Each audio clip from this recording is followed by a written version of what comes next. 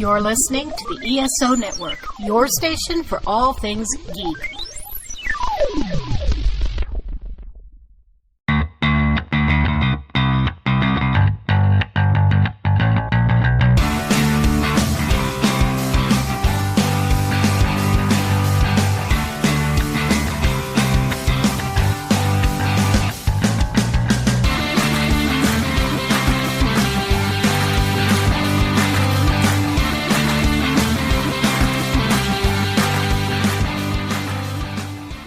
Hey, music lovers, guess what?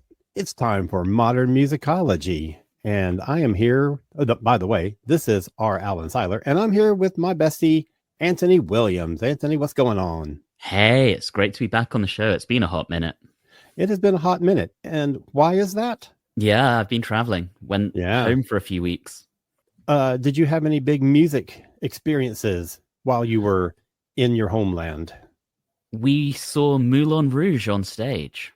Ooh. That's the big musical experience, which was a lot of fun. Gorgeous set design, gorgeous choreography.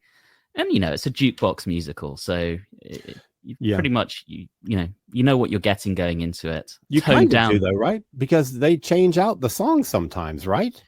They do. I think so. So it's like a jukebox on shuffle. Yeah. Yeah. But it was fun. I think the film is a little bit better than the musical. The musical, they sort of took out the more emotional elements from the plot. Like that's still kind of there, but it doesn't quite have the same punch as the film does. That's interesting. What was the highlight of the show? The opening medley was really phenomenal because it went from, Lady Marmalade in there, So Fresh and So Clean, Burning Down the House was in that. Oh, Let's nice. Dance, You Spin Me Round Like a Record. That was a lot of fun. So the original production had a Bowie track or two in it, but Let's Dance is a more recent addition. Yeah. That's really cool. There's also a medley that combines Lord's Royals with Children of the Revolution and Fun's We Are Young. That was really, really good. That's fantastic. Yeah. Yeah, that one was great. Well, glad to have you home. And glad to be sadly, back. We are missing Stephanie and Rob tonight. Rob is at an opera because he's fancy like that. And Stephanie will be rejoining us very, very soon. Can't wait to have her back on the show. Slackers. Right. So, Anthony, it was your week to pick a topic. So, what are we doing tonight? So, our topic tonight is should have been their last album. So, the idea here is where we think a band should have ended, or an artist should have ended their career with a particular album, either because everything that came after it was terrible, or because it was so good that everything else kind of pales in comparison, or if we just want to be snarky bitches. What, us? Never. I have a very snarky one. This is a really interesting topic because in an earlier show, we did a topic in a long time. I don't even remember when it was. We did great final albums. Mm-hmm. And this is sort of like what should have been the great final album, but then they kept going. And it sort of flips that discussion on its head. And I'll tell you, when I first sort of sat down with this, I had a hard time coming up with stuff because, even if there's one great album, I usually still like stuff after that. So I had a hard time, but I did come up with some things. So tell me how you approach this topic and what was did you have any things that you really had to debate in your own head? I wouldn't say there was anything I really had to debate, but I think there were elements of it where I sort of knew what I wanted to say, but I was trying to think, okay, how do I actually say this? How do I phrase this in a way where I'm really articulating my opinion on this? And why I think this should have been the last album, because some of these I'm going to wager are going to be a little controversial. You never make controversial picks. Never, ever.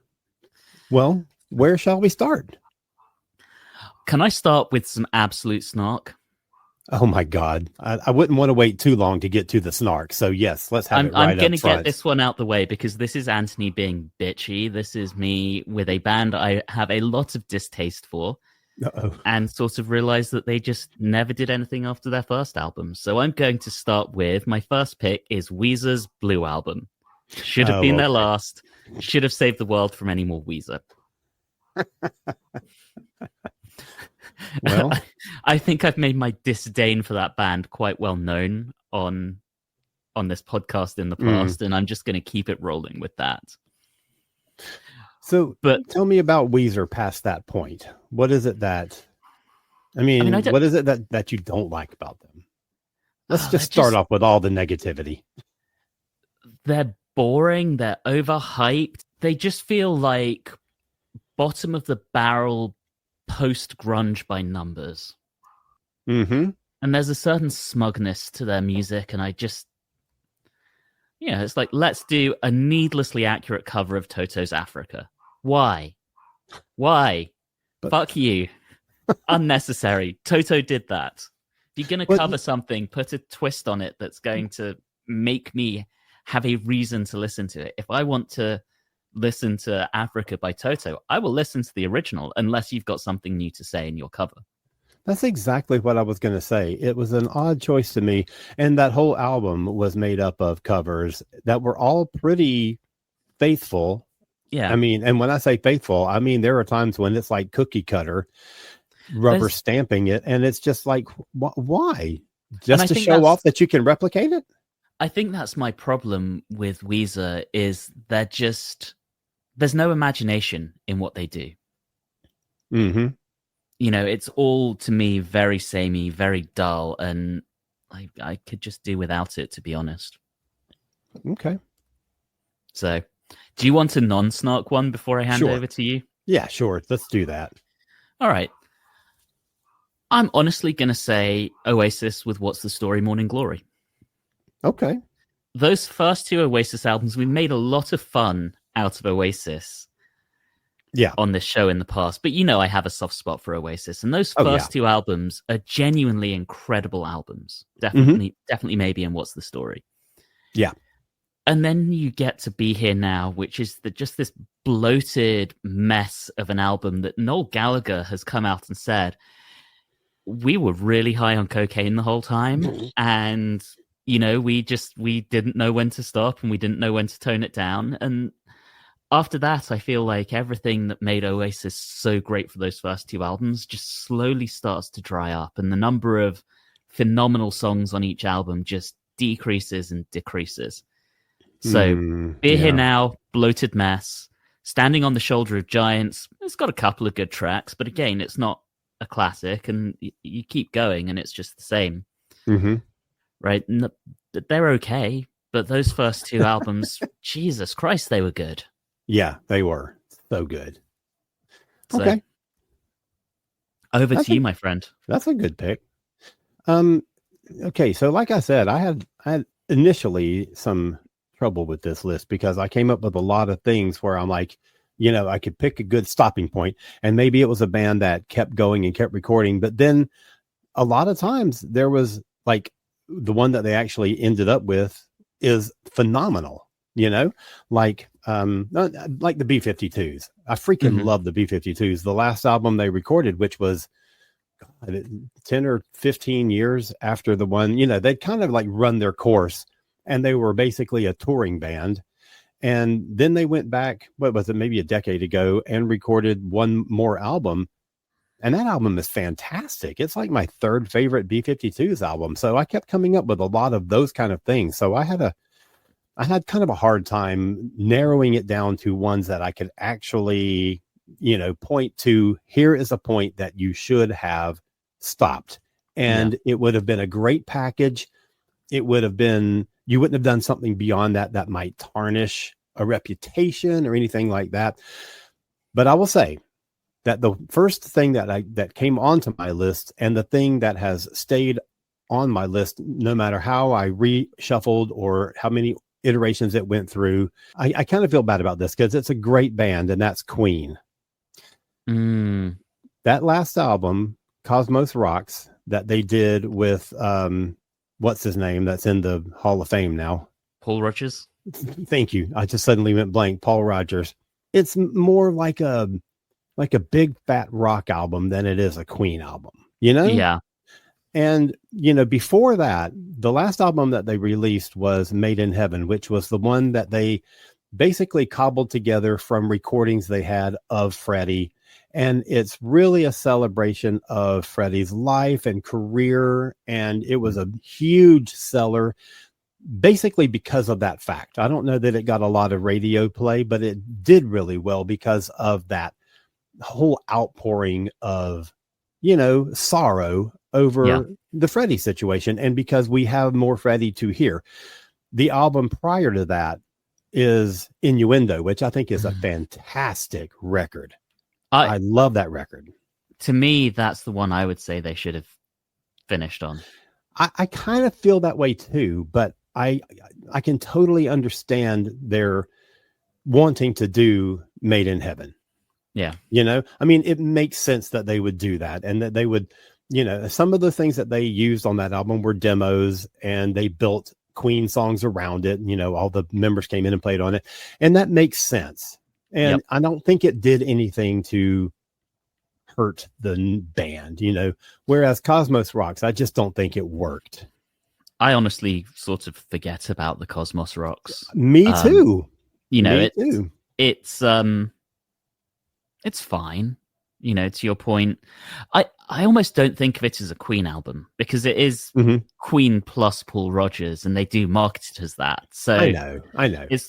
It does come across to me as more of a sort of hybrid album. Yes, it is. That's true. But I'm with you.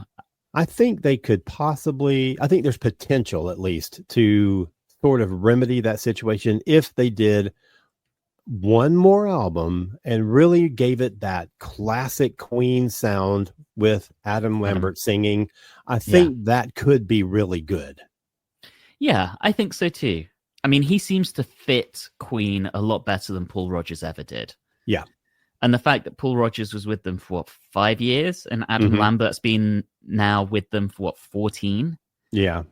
It really does say to me that they are just a much better fit for each other than Queen and Paul Rodgers were. So I think an album with that lineup could be quite interesting. And, you know, when you talk about that, when you say Adam fits them better, it's not just vocally, which he does fit better because he has that range, but stylistically too, because he, you know, he's a bit flamboyant. He does not try to copy Freddie, but he adds that similar kind of element that Freddie gave the band. He's got that sass charisma and the attitude. Yeah.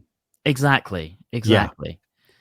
So I would love to see them, even if it was just like a 3 or 4 song EP, just put something out that's new stuff, that's original, and make it sound like Queen with Adam singing. And I think it could be okay. And, you know, I think Brian May a few months ago made a comment along the lines of, I think it could happen. So. Yeah, well, we know that he's had a little bit of health issue lately, so who knows if it can now or will? I don't know. It would be great if they could. Yeah, I think so. But equally, even if he is having health issues, I mean, if he is able to record, that might honestly sort of be the push he needs to actually put a last album out with Queen. Yeah. Yeah. Agreed. So, I mean, I don't think he's doing that badly now. I don't think so. Because he showed up on stage at, I want to say it was at Coachella. I forget who he was playing with, but he showed up and did the solo for Bohemian Rhapsody. Oh, yeah, that's right. So, yeah, I mean, I think he could. He All could right. do it. Good. I'm glad to hear that. All right, Queen, make it happen. Yes. All right. I thought you were saying you were calling me Queen for a second then. Make it happen with the next one. Yes, Queen.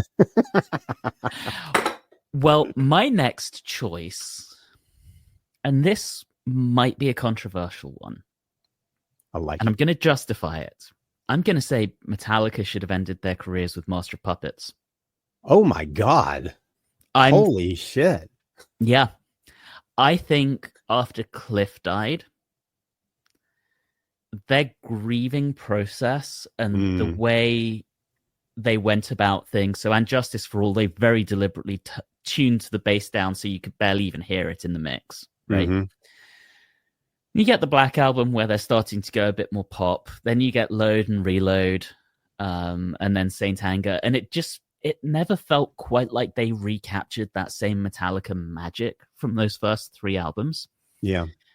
And I'm not saying that Hammett, Hetfield, and Ulrich should have stopped recording with each other, but I do question whether they should have continued under the Metallica name. That's a good point. So, there are songs on later albums that I really like. I have a huge soft spot for Reload. Oh my God, yes. You could not listen to Master of Puppets and Reload back to back and really think they were the same band. Well, that's true. And some of that is just natural evolution. Right. Every band most every band goes through that. I don't know that AC/DC ever did. They sound exactly the same every single damn time.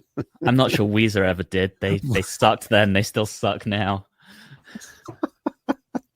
But I will say, though, that Ride the Lightning and Master of Puppets are just pile drivers of albums. They are just unstoppable war machines. I love Kill 'Em All as well. I think Kill 'Em All's fantastic. Kill 'Em All is great, but I don't think it. And it is great for that first initial statement of this new band. It is incredible. Yeah. But Lightning and Puppets are just, man, they're so great. Yeah, they really are. They really. But then, really as you say though, Reload happens to have my single favorite Metallica song. Yeah. Give me fuel, give me fire, give me that much fire. Ooh. See, for me, I love that song so much.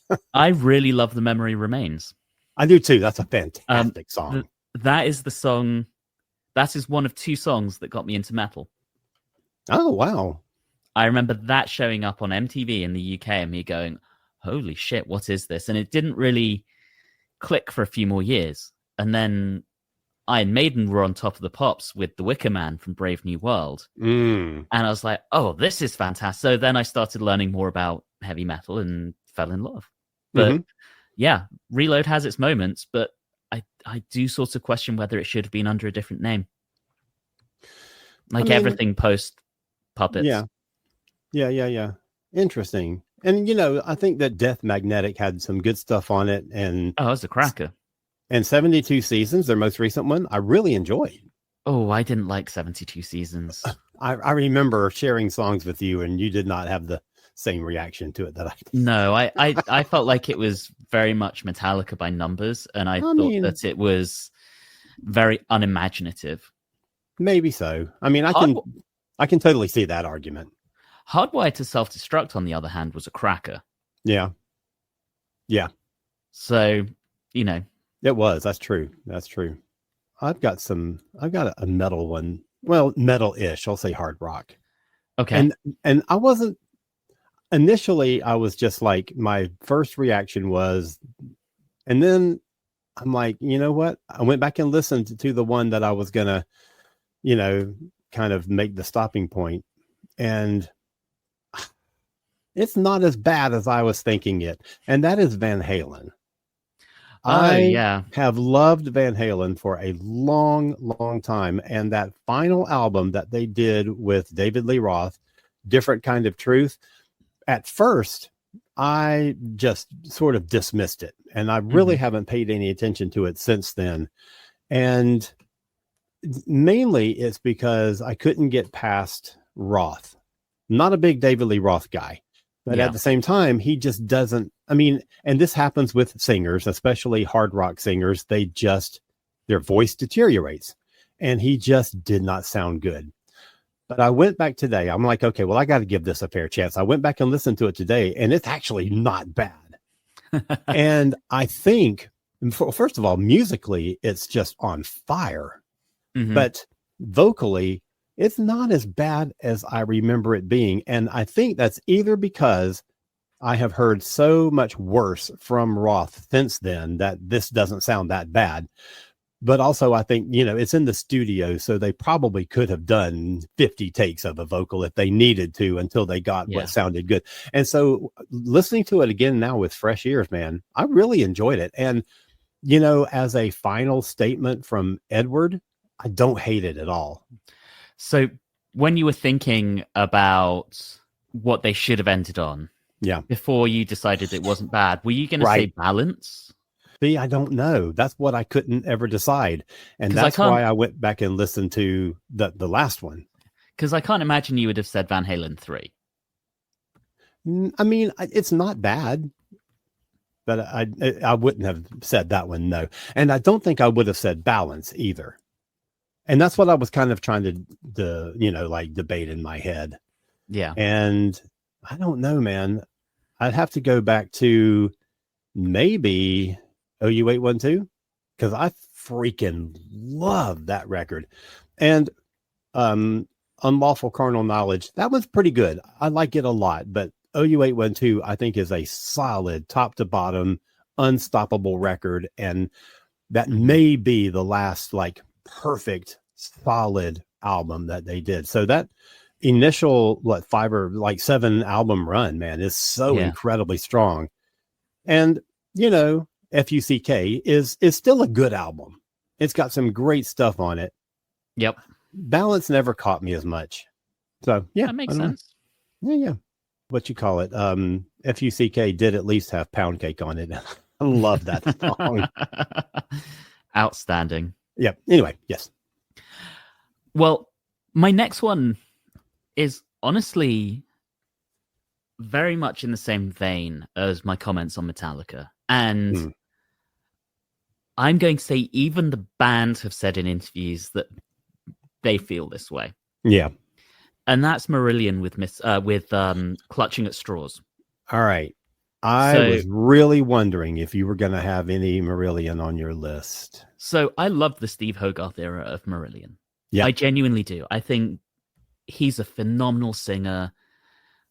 Obviously, his time with the band has far outlasted Fish's time with the band. He's recorded something like 14 albums with Marillion to Fish's 4.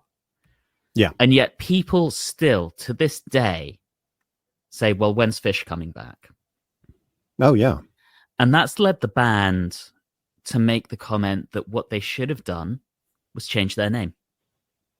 And Misplaced Childhood should have... Not Misplaced Childhood, sorry. Clutching at Straws should have been the last Marillion album. And then the band would have continued under a different name with Steve Hogarth. Yeah. Because they feel like there are so many preconceptions about the band, because that was their most commercially successful time. Mm-hmm. So the preconceptions are, the Scottish heavy metal band. Well, they were never heavy metal, and only the singer was Scottish. Right. And people still say that. So they really wish they had changed their name and carried on, and you probably still have got the same musical output as you have from them in the last nearly 40 years without Fish. Yeah. But they might have done better commercially because people wouldn't have that preconception. Yeah, but then they also don't have the carryover that the name brings them. That's true. That is true. Which, that can work both ways. That can either help establish, where you're going from this big change, or it can be the most disastrous thing where it's so different from what people expect that people are like, I don't care what you call it, I don't want it.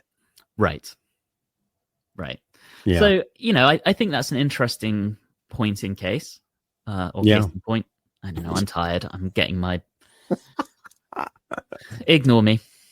But yeah, I do think that they are probably right. They should have changed their name and carried on with the new singer that way. Yeah.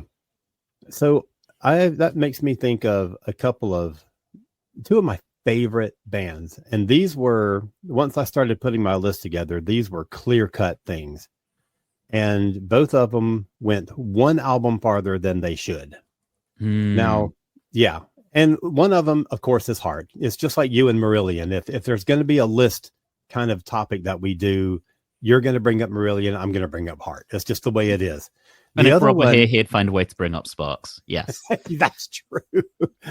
And the other one is one that I don't talk about too much on the show, but I love them so much, and that's Triumph. And they've been in the news this past weekend because they just did a reunion show at a hockey game where they played like the halftime or whatever, the pregame or something. And they did a little 3-song set. Anyway, both of them went one record too far. And Heart, their prime was the 70s and the 80s.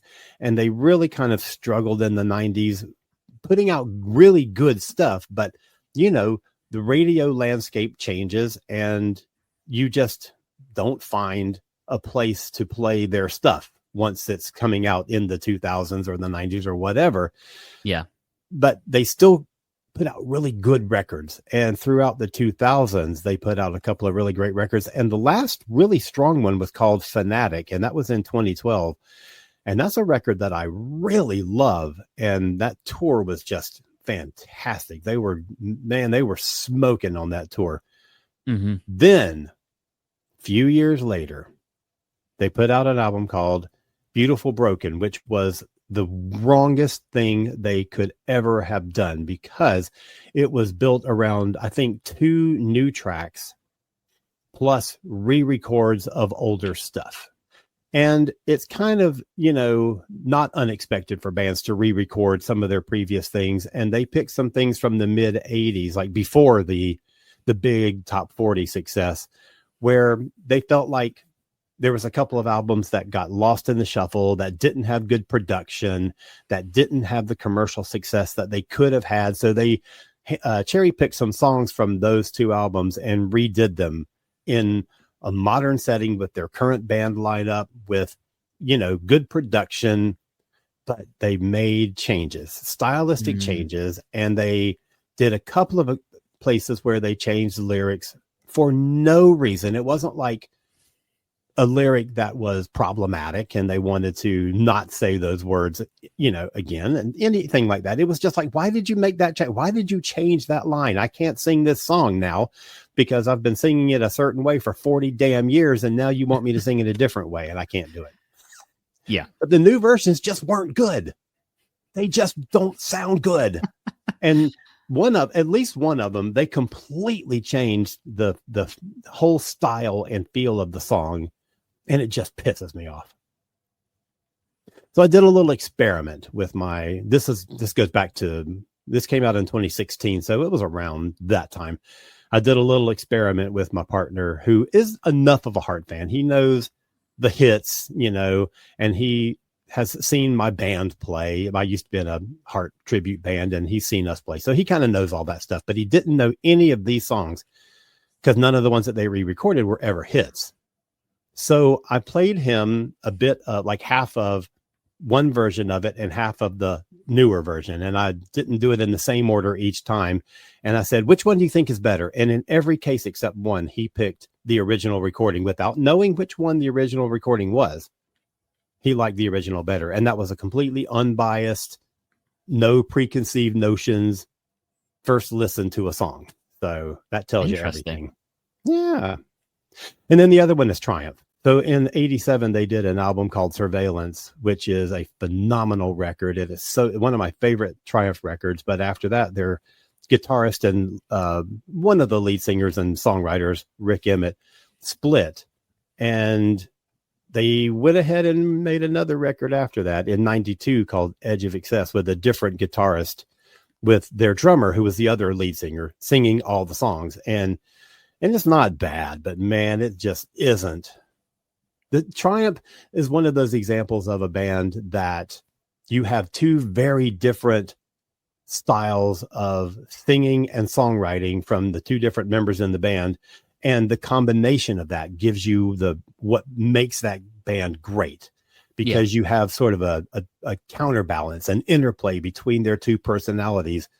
And that was just completely missing from that last record they did, Edge of Excess. So they should never have done that. And I can understand why they did it, but it just doesn't stack up to everything they did before that. I'm not so familiar with Triumph, but, makes sense. Yeah. Man, I saw Triumph 3 or 4 times back in the 80s. Oh my God, they're so great. Well, my next one's probably a little controversial as well. All right. This is the case where a band puts out an album so utterly fucking perfect that everything else that came after it, and some of what came after it, was genuinely quite good, but it still pales in comparison, and I still find myself every single time comparing it. And that's Judas Priest with Painkiller. Oh my gosh. Oh man. In my mind, that is the most perfect heavy metal album to have ever been made. Yeah. And, after it, Halford left. They went through the Ripper years, and Jugulator had its moments. Demolition had a couple of moments, but there weren't many, let's be honest. And then Halford came back, and certainly Angel of Retribution was Priest by numbers. Yeah, I can see that. They tried to do something different with Nostradamus, and it sucked. Oh, I kind of liked it. It has its moments. So there are a couple of songs I like, but for the most part, interesting concept. I just don't think it came off well. Yeah.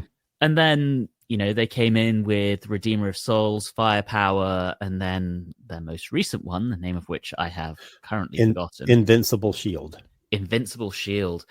Firepower and Invincible Shield were great. Yeah, definitely. But, I still don't think anything has surpassed Painkiller. Yeah. And I don't think anything ever will. No, I mean, I can see that. Now, I will say that I really enjoyed Redeemer of Souls also.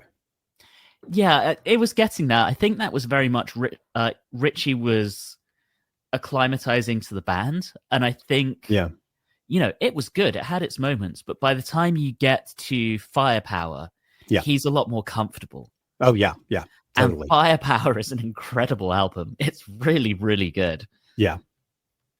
But there is so much good stuff on Invincible Shield also. Yeah.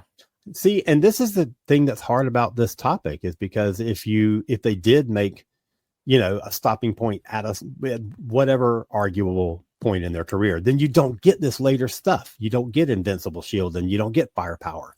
And that's hard to think about. It's hard to think about not getting that stuff. It may not be as great as some of their earlier stuff, but it's still so good. Angel of Retribution. I don't know. All right. What have you got? Where do I go from here? Let's see. Okay, so I've got one, and this is, I don't know that this is going to be controversial in any way, but it's a band that, I don't know, 3 albums in should have been all they done. I don't know, but that's Asia. They started out as sort of a super group, members from ELP and Yes. And, I mean, it's a great first album. It wasn't as prog as people expected it was going to be. It was very, very pop with some prog like moments, like textures to it. And so their first album is incredibly good. And then their second record was almost as good. It was a little poppier than the first record, but I still really like it. And then Steve Howe of Yes leaves the band, and they did a third album called Astra. So they were in this period where every album title, just like the band name, had to start with an A and end with an A. So you had Asia, Alpha, Astra, and then they did albums like Aqua and Arena, and it just got silly. Anyway, Astra, their third album, had a different guitar player, and that was a guy called Mandy. I cannot remember his last name. Mandy Meyer.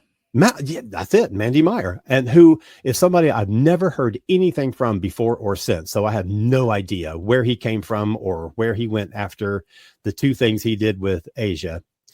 But that third album is still really good. It's got at least 5 things on it that if I ever make like an Asia playlist, those 5 songs are going to be on it. So, half the album is really good. And the other half is a little, I don't know, a little too schmaltzy for me.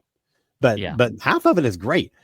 After that, John Wetton, their singer, left, and they got a new guy called John Payne, and he was the bass player and lead singer and a co-songwriter on a band on an album called Aqua, which is okay. It's not, I don't know, it's not great. At least Steve Howe had come back into the band, so he does a little bit of stuff there, and there's this intro instrumental piece, which is just gorgeous, but it's all basically just Steve Howe. But then I just could not get past John Payne's voice. I just didn't like it. And the change in the songwriting really changed the sound of the band, and they should have gone on under a different name. I just don't think that it worked as Asia. It just did not have the Asia magic, Yeah. So that's definitely one that I would say it sounds like a completely different band. So call it something different. Right. Yeah. All right. One of my last 2. Okay. And this is up for debate, Alan, because I'm asking you to ignore everything I just said about bands doing things under different names and accept this album as what should have been this particular band's final album. Interesting. I'm trying to piece in my head what it is that you could be leading up to, and I'm not really thinking of it. So Iommi, Butler, Dio, and Apathy. Apathy. The Devil You Know. Yep. Put out under the name Heaven and Hell. Yep. But it was Black Sabbath. Yeah, 100%. It was Black Sabbath. Come on. I mean, that lineup performed as Black Sabbath in the 80s and the 90s. Yeah. And the only reason they didn't do it under the Black Sabbath name was because Sharon Osbourne threw her toys out the pram. Right. And threatened to sue. So when they did come in and do a final album with Ozzy, which was 13, it sucked. Yeah. The Devil You Know was great. To me, that captured more of that doom-laden Sabbath feel than 13 did, and it did it well. Mm-hmm. And I have often said Black Sabbath should have died with Dio. And I stick to my guns on that. 13 was almost on my list. I was really considering a Black Sabbath entry somehow. I really thought you would probably do it, so I didn't worry about it. Well, and if you're going to go for the Black Sabbath name, right. I still think 13 sucks and should have never happened. So I would probably say, much as I like Forbidden, I realize most people don't. So if you're going to discount The Devil You Know, probably Cross Purposes, maybe Dehumanizer. Wow. All the way back to Dehumanizer. Yeah. Or was Tear after or before? Tear was great. No, Tear was before Dehumanizer. That was the one immediately before. Yeah. Tear was great. Because then you had Cross Purposes, Forbidden, and then 13. So, but I'm still sticking with The Devil You Know. I don't care that it wasn't under the Sabbath name. Right. But sure. Don't at me. Right. There was that splinter group from Yes back in the late 80s when they sort of had their little spat and they, splintered off. And that was ABWH, Anderson, Buford, Wakeman, Howe, which did an album. I mean, and I love Trevor Rabin. I love everything that he's done. I love everything he did in Yes. But ABWH did a far more Yes-y album than Yes was doing at that time. They then came back together and did an album called Union with all the members of both bands. And it wasn't that great. It was a mess. It was a mess. But, ABWH in my head is still 100% a Yes record. Yep. Just like just like the Arcadia album is 100% a Duran Duran album in my head. Yeah. I don't even think about the Sabbath one not being a Sabbath one. Right. It just doesn't equate in my head. Sabbath. It's Sabbath. Yeah, exactly. And especially when you've got Ronnie singing. Mm-hmm. I mean, I don't think it's the equal of the 3 that he had done prior, but I do think it's very good. Exactly. And yeah, that definitely could have been it should have been under the Black Sabbath name, and it should have been the rapper for the whole thing. 13, man. It just wasn't that great. And it was really, it did pretty well, I believe. If I remember rightly, it did well, but that's because it was Ozzy coming back in the band, and they get some PR out of that. Blah, yeah. Blah. I can do without that.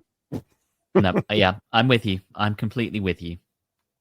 But yeah, I was thinking about Sabbath, and I was thinking, because I was trying to remember, like in my own head, the order of the albums. And I was like, would Tear be it? Because Tear is a great record. Man, is it good. But if Dehumanizer came one after that, then yeah. Dehumanizer is so good. They were really doing a lot of great stuff at that time. Iommi apparently keeps everything. Yeah. Right? Absolutely everything he's ever worked on. So he, in his vault, has the Dehumanizer sessions with Tony Martin. I want to hear that so badly. Yeah, me too. Me too. I would give my right testicle to hear that. I'm keeping Lefty. Oh, keeping Old Faithful. Yeah. Oh my God. Oh Lord. All right. So I guess that kind of segues into one that I want to talk about. Another one of my absolute favorite bands, who I love every album they've ever released, even after what I think could have been a good stopping point. I still love a lot of stuff beyond that, but I think the last really great, solid album that Fleetwood Mac ever did was Tango in the Night in 1987. And it was the last really big commercial success that they had. And that was the last one that Lindsay was on. He left and they hired a couple of guys to replace him and did some really good albums. The one after that was called Behind the Mask, which I don't think the production on it is very good at all. I think it sounds kind of muddied and sort of like muted, but the songs are great. And I really love most of it. I think the album is too long. I think there's some material that could have been cut from that to make a better record, but I think it's really great. And they did have a little bit of commercial success with it. After that is one called Time, which was just this cobbled together, like Stevie had even gone by that point. So they just like cobbled together this random selection of people to make an album. And it's got a few good things on it, but it's not worth the Fleetwood Mac name. Yeah. And then Christine left, and somehow they got Lindsay and Stevie back in. So the 4 of them did an album called Say You Will, which is fine. Again, it's like two solo albums. It's like a Stevie album and a Lindsay album, and of equal length. So it's got like 18 fucking tracks on it or something. And if they had cut at least 6 of those off, maybe 8 of those off, that would have been a great record. But it's just bloated, and it's not a bad album at all. It's just got too much stuff on it. It's like a restaurant that's got a menu with 300 items on it. And, you're like, you can't possibly make everything on this menu and make it well. Right. But, Tango was, I think, I would hate for that to be the stopping point for Fleetwood Mac, but I think it's the last truly great thing that they did. Oh, man. And I've got some friends who were really going to get on to me about this. Well, it's interesting because I think Fleetwood Mac, they did such a good job of reinventing themselves so many times, right? Yep. Because you think of it, they started out with the Peter Green era. There was the era between Peter Green and the Buckingham Nicks era. And, they should have been able to move on from Buckingham and Nicks. Sure, they should have. But you do that by hiring the right people, by getting somebody who's got that vision, who Yeah. has the ideas to take you into the next chapter. And that's what they had with Danny Kerwin. That's what they got with what's his name, Bob Welch. That's what they got with Lindsay and Stevie. And then they started doing weird stuff after that, and it just never quite recaptured the magic. Yep. So, I'm with you. Yeah, it's a shame, but I do still love those later records. They're just not as cohesive, let's say. Yeah. Well, for my last pick, I have a much beloved band. A band that almost everyone I know has heard a significant amount of their music. A band who have left their mark on Western music. Wow. For all time, arguably. Okay. The Beatles. And they should have finished with Abbey Road. Oh, boy, that's funny. Because Let It Be is a bloated, production-wise mess. Yeah. Musically, half of them didn't want to be doing it. Yeah. And it just doesn't quite work for me. And Abbey Road is such a good album. And I think they should have just gone their separate ways after Abbey Road. Abbey Road is a masterpiece. Mm-hmm. An absolute masterpiece. And you know, maybe the Get Back sessions could have been saved for the anthology releases in the 90s or something. But, you know, if they were going to go their separate ways, they should have done it on a real high. And Let It Be, ain't it? Yeah. Yeah. You know, I don't think, and you know, there's question about, you know, one was recorded. They were basically recorded out of order. Right. So, yeah, essentially Abbey is sort of the last album, but not released that way. And I think it really does.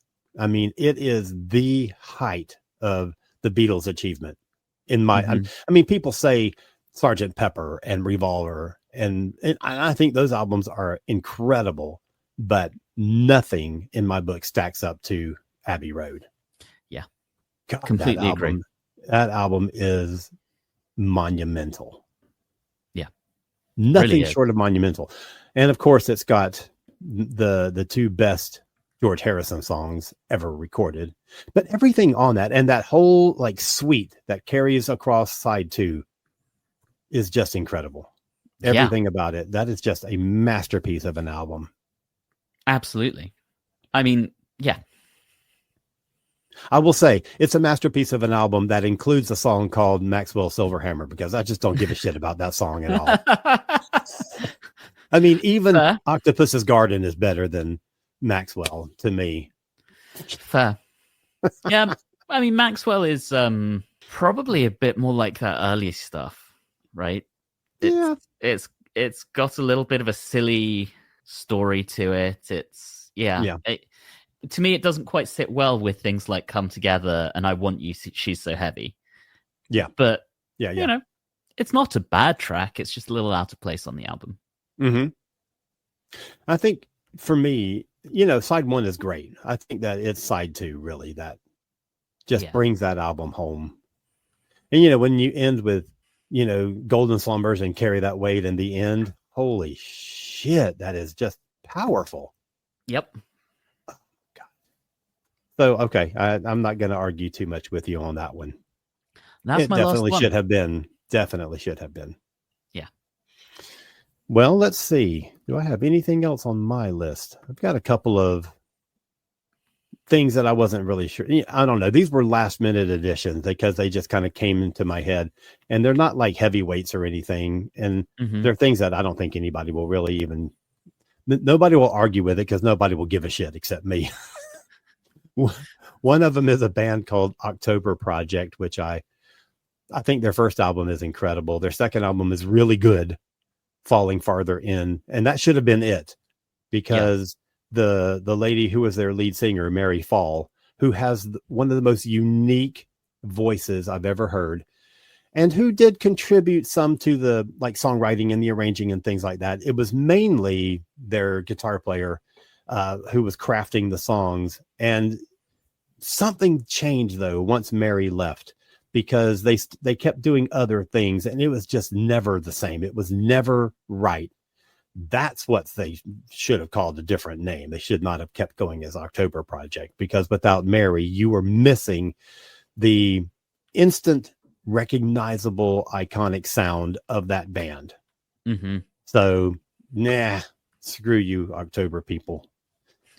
The first two albums are great, and everything after that is, shadowy. It's name only. Yeah. And then the only other thing I came up with is Keane.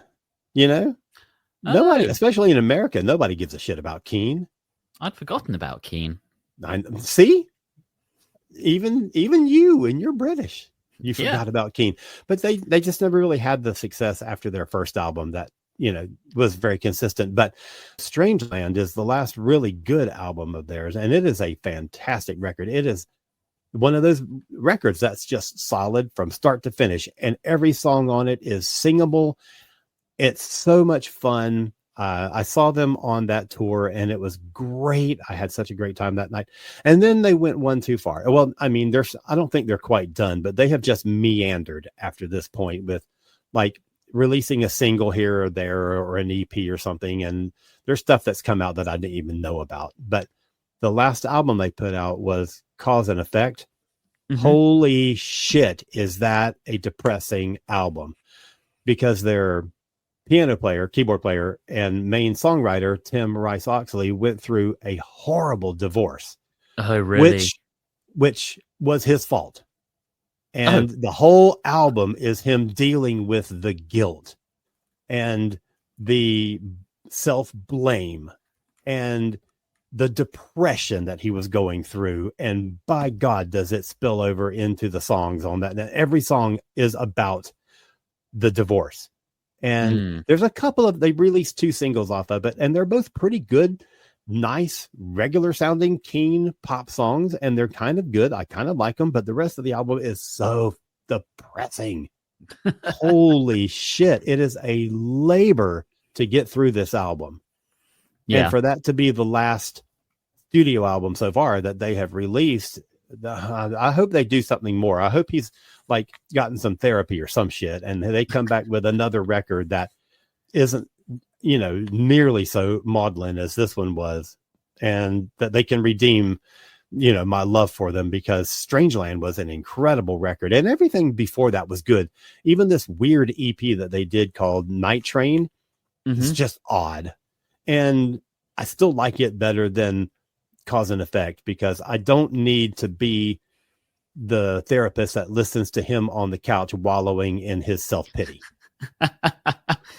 Fair. And their singer, I don't know how he got through that album singing about this other guy's depression. I just don't know how he did it. Yeah. I can't even imagine it. So I think that's our list of should have been the last album. Yeah. It's an interesting list. And maybe I'll make a playlist of these.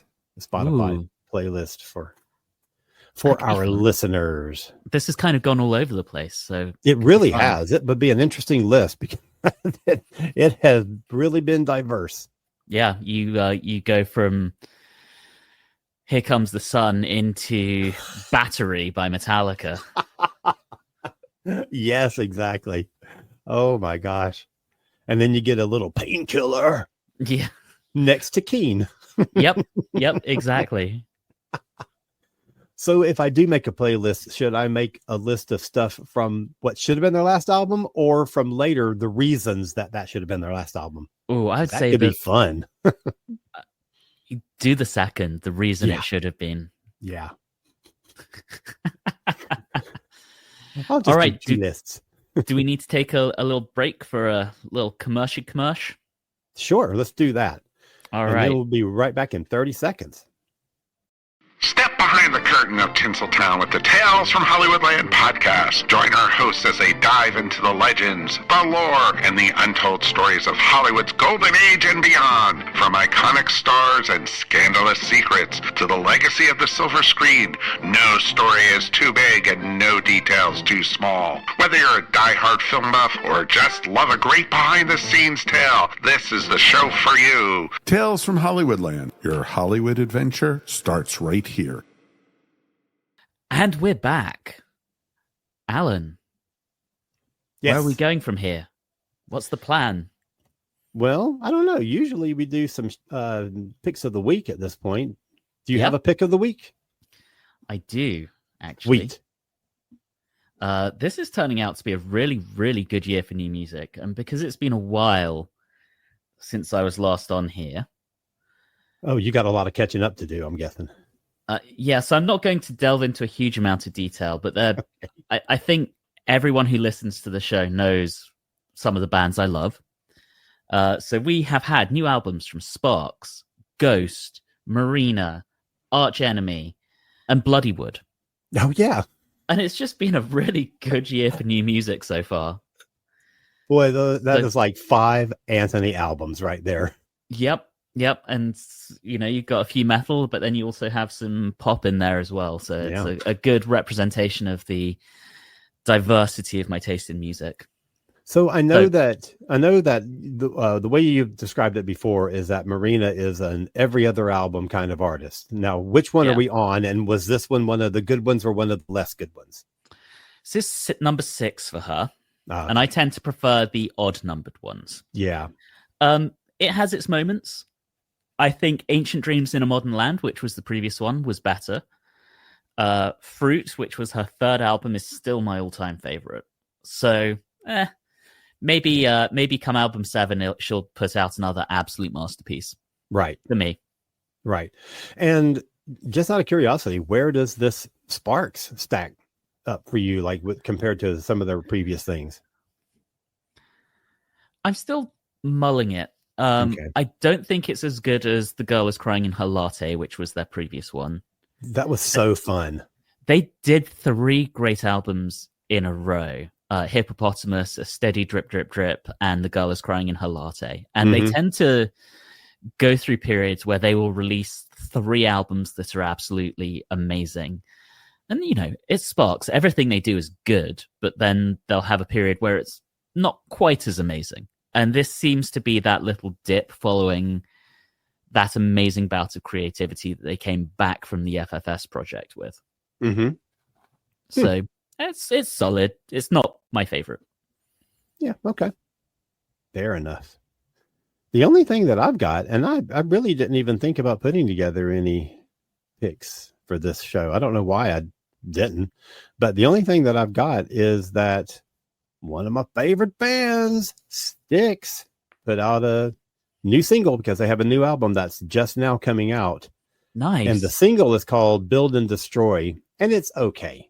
So, they were one of those bands that I think could easily have been on the list that we were talking about, where there was a couple of places earlier in their career that would have made good stopping points and, don't do anything past that. But in their more modern era, in their current lineup, this is the 3rd album that they have coming out from the current lineup. The previous one was called Crash of the Crown, and the one prior to that was called The Mission. And both of those albums are phenomenal, especially The Mission. It is literally like Styx has done 15, 18, something, I don't even know, albums.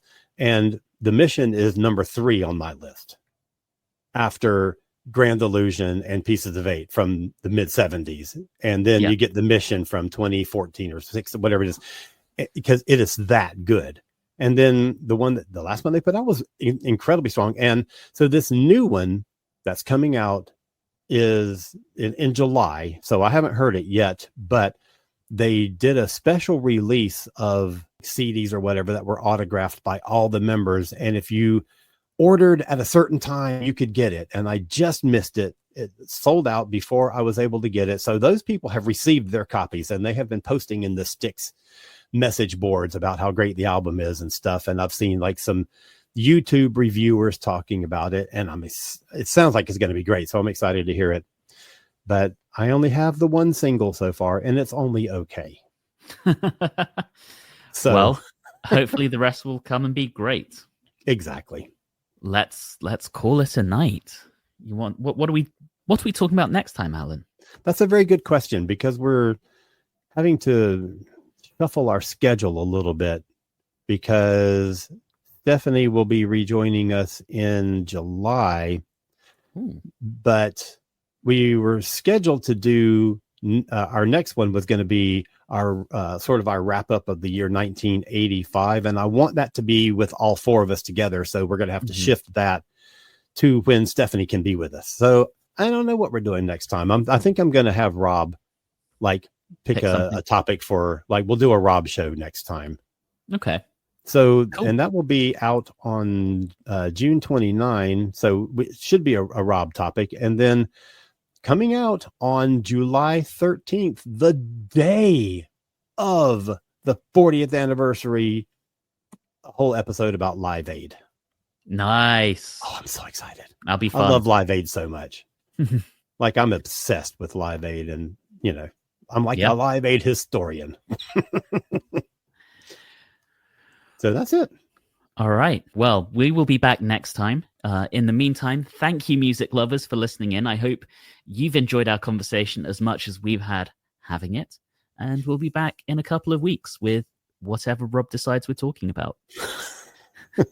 Thank you for listening in. I think I won't even tell him. I think I'll just wait till he hears this episode and then finds out, oh, wait, I'm picking next topic. A test. Does Rob actually listen to our episodes? There you go. Oh, all right. So, all right, everybody, we'll see you next time. See you next time.